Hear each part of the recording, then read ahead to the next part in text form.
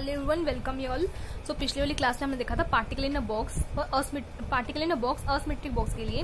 तो ये वाली वीडियो देखने से पहले आप मेक श्योर दैट कि आप पिछले वाली वीडियो देख के आए फॉर बेटर अंडरस्टैंडिंग। ओके, तो लास्ट वाली वीडियो में तो हमने सब कुछ डिस्कस कर ही लिया था, लेकिन जो थोड़ी बहुत चीजें बच गई वो मैं इस वीडियो में कवर करवा देती हूँ आपको।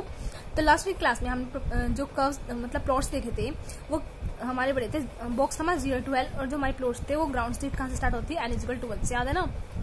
तो ये 0 था, ये L था। हमने प्लॉट बनाया था कैसे, इसका बना था n=0 के लिए, n=1 के लिए ये, फिर आता है n=2 के लिए। तो ये कैसे बनाया था मैंने, एक नोड आना था, इसमें इंक्रीजिंग था और एक नोड आना था। उसके बाद n=3 के लिए बनाना था हमें, तो इसमें क्या आना था, 2 नोड आने थे, इंक्रीजिंग था, 2 नोड आगे। ऐसे ही आप आगे भी फर्दर एक्सटेंड कर सकते हैं इसको, ठीक है। उसके बाद मैं आपको बताना भूल गई थी यहाँ पे प्रोबेबिलिटी प्लॉट्स। प्रोबेबिलिटी प्लॉट्स हमारे बेसिकली बिल्कुल इसकी जैसे बनते हैं। यहाँ पे हम लिखेंगे साई x का स्क्वायर, यहाँ पे हमारे बनाया था साई x के लिए, ठीक है। और यहाँ पे क्या है, हमारी लेंथ होगी और यहाँ पे भी लेंथ होगी 0 to L, ठीक है। तो ये जो n=1 के लिए था ग्राउंड स्टेट के लिए, ये तो ऐसे ही बनेगा हमारा, ठीक है। अब हमें बनाना है n=2 के लिए। तो ये हमारा कैसे बनेगा, ये एक हमें नीचे दिखाया हुआ है तो यहाँ पे नीचे नहीं आएगा, ये भी ऊपर ही आएंगे। प्रोबेबिलिटी में क्या होता है कि इसका स्क्वायर हो गया, तो जो नेगेटिव वाली टर्म है वो भी एक तरह से आप ही लगा लो कि एक जो नेगेटिव वाली टर्म है नेगेटिव में जा रही है तो ये भी पॉजिटिव हो जाएगी, ठीक है। और n=3 के लिए हमने बनाना है तो 1 2 and 3, कितने आगे नोड्स 2 और यहाँ पे नोड आ गया 1, ठीक है। ऐसे ही हमें निकालने होते हैं, हमें बोल देते हैं कि आपको पार्टिकल इन बॉक्स दिया हुआ है और हमें ये बॉक्स दिया हुआ है particle in box 0 to L, इसमें एक पार्टिकल है हमारा, ठीक है। ये हमारा बॉक्स है, इसके अंदर एक पार्टिकल है। हमें ये बताना है कि ये L/2 से लेके L तक जो ये वाला स्पेस है इसमें पार्टिकल के मिलने की प्रोबेबिलिटी कितनी होगी, तो हम वो कैसे निकालेंगे। देखो हमें पता है कि प्रोबेबिलिटी निकालने का फॉर्मूला क्या होता है, पीछे प्रोबेबिलिटी डिनोट करते हैं हम, निकालने का फॉर्मूला होता है sky star Sai D tau, और यहाँ पे हमें लिमिट आ जाती है -∞ to ∞। -∞ to ∞ हमें बता रहे हैं हॉल स्पेस, ठीक है। हॉल स्पेस बता रहे हैं हमें कि ये कितना कहाँ से हमें कहाँ दिया हुआ है, 0 to L दिया हुआ है, L/2 से L दिया हुआ है, ये हमें स्पेस बता रहा है कि कितने स्पेस में प्रोबेबिलिटी निकालनी है। अब देखो आप इसको करने के लिए ऐसे भी कर सकते हो, √2/L साइन n/x/L, यहाँ पे n की वैल्यू रखोगे, ठीक है। ये तो साई स्टार की वैल्यू होगी और साई के लिए √2/L sine n/x/L D tau, और लिमिट देखिए 0 से L/2, या हमें निकालना L/2 से L के लिए, तो इसके लिए हमें प्रोबेबिलिटी निकालना है। अब इसको सॉल्व करना पेपर में इतना पॉसिबल नहीं है, तो इसके लिए हमारी प्रोबेबिलिटी हम याद ही कर लेंगे क्या आएगी। देखो 0 से L बॉक्स दिया हुआ है, अगर ये L/2 है, हमें बताना है कि 0 से L/2 के बीच में probability of finding the particle कितनी प्रोबेबिलिटी है उसकी। देखो ये इसका हाफ हो गया ना, तो आप इसके कह सकते हो 50% प्रोबेबिलिटी मिलेगी। सिमिलरली L/2 से L के लिए हमें मिलेगी यहाँ पे 50%, ठीक है। और एक और जो बनता है वो ये हो गया कि 0 से L है, ये L/4 है, ये L/2 है और ये 3L/4 है, ठीक है। अब हमें बताना है कि 0 से L/4 के लिए कितनी मिलेगी प्रोबेबिलिटी, कितनी पार्टिकल मिलने की प्रोबेबिलिटी, तो 9%। ऐसे 3L/4 से L के बीच में प्रोबेबिलिटी कितनी है 9%, और L/4 से 3L/4 के बीच में कितनी है हमारी 81%, ठीक है। यहाँ से हमारी प्रोबेबिलिटी निकल गई। अब एक और क्वेश्चन बनता है, वो बनता है एक्सपेक्टेशन वैल्यू निकालने पे। एक्सपेक्टेशन वैल्यू बोल सकते हैं हम, या फिर हम एवरेज वैल्यू भी बोलते हैं इसको। तो एवरेज वैल्यू एक्सपेक्टेशन वैल्यू निकालने के लिए उसको हम डिनोट करते हैं, मान लीजिए कोई भी हमारा फंक्शन है जिसकी हमें निकालनी है, ठीक है। इसको हम कैसे डिनोट करते हैं, साई स्टार, ये हमने फंक्शन रखा, उसके बाद साई और डी टाउ, यहाँ पे भी जो लिमिट आएगी -∞ to ∞, मतलब हमें किस लिमिट के लिए निकालनी है। तो इसको निकालने के लिए हम सिंपल ऐसे ही कर सकते हैं, यहाँ पे मतलब वेव फंक्शन वैल्यू रखेंगे, यहाँ पे वेव फंक्शन वैल्यू रखेंगे, और ये एक्स क्या हमारा ऑपरेटर, ये ऑपरेटर लगेंगे। ऐसे हमें px की निकालनी होगी, तो यहाँ पे हम ऐसे करेंगे Sai star px Sai D tau -∞ to ∞, जितनी दी है हमें वही हमें वैल्यू रखनी है यहाँ पे। जैसे साई स्टार की वैल्यू जाएगी √2/L साइन n/x/L, ऐसे px की क्या हो जाएगी हमारे पास -i/h curl upon curl x, और यहाँ पे साई की सेम √2/L साइन n/x/L। उसके बाद इसको फर्दर सॉल्व करेंगे। तो ये एग्जाम में बहुत लेंथी बढ़ जाता है, तो उसके लिए हम क्या करेंगे, इसकी वैल्यूज हम याद रखेंगे। देखो x की, अगर x ऑपरेटर है हमारे पास तो उसकी एक्सपेक्टेशन वैल्यू आएगी L/2, अगर px है तो उसका एक्सपेक्टेशन वैल्यू आएगी 0, अगर px स्क्वायर है और kx है, kx क्या हो काइनेटिक एनर्जी और p क्या हो गया मोमेंटम।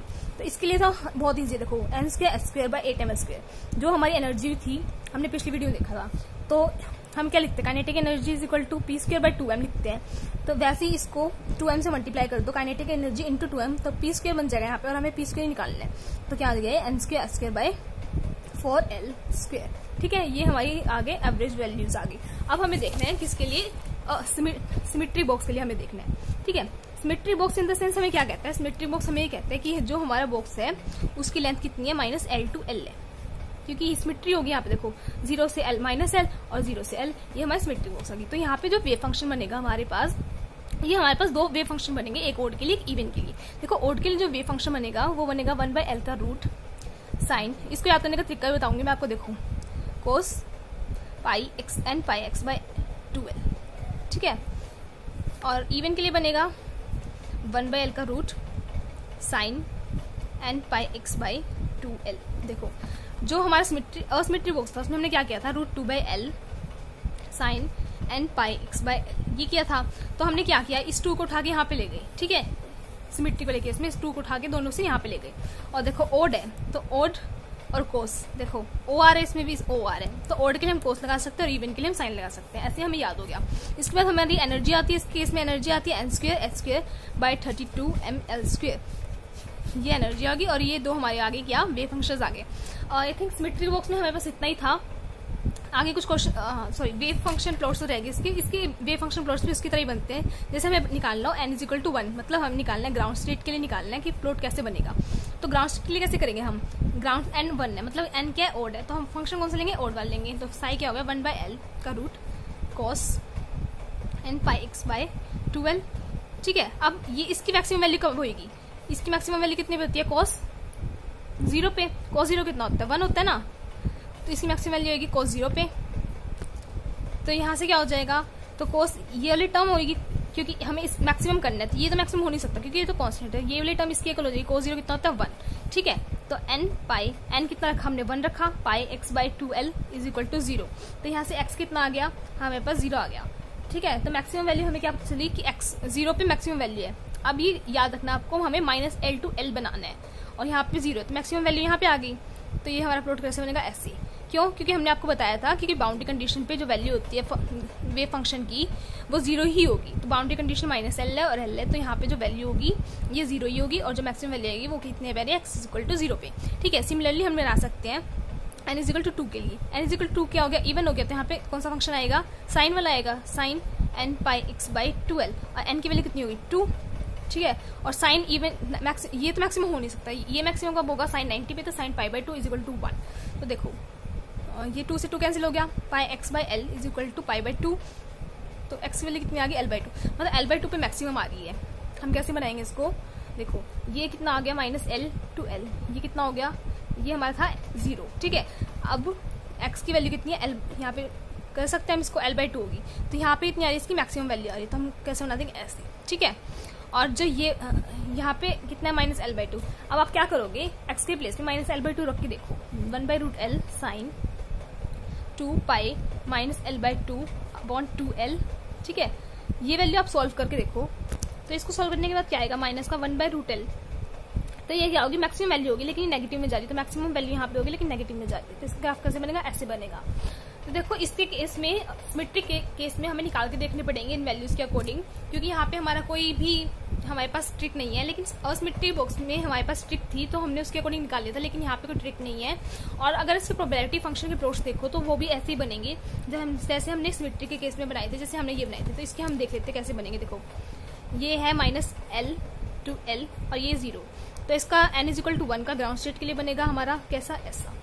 उसके बाद n = 2, तो इसके लिए भी दोनों ऊपर ही आएंगे, यहाँ पे बनेगा। और n = 3 के केस में कितने हो गए, 3 नोड्स हो गए। इसमें नोड्स वाला जो है वो सेम रहेगा, कितना है n-1, बाकी सब कुछ डिफरेंट हो जाएगा। देखो 1 2 and 3, ठीक है, 2 नोड्स हो गए। तो इसका आपको बना के देखना पड़ेगा कि इंक्रीजिंग ग्राफ बनेगा या डिक्रीजिंग ग्राफ बनेगा। बाकी सब कुछ मैंने आपको बता दिया है। यहाँ पे हमारा कंप्लीट होता है particle in a box. I hope आपको समझ आया हो। Thank you.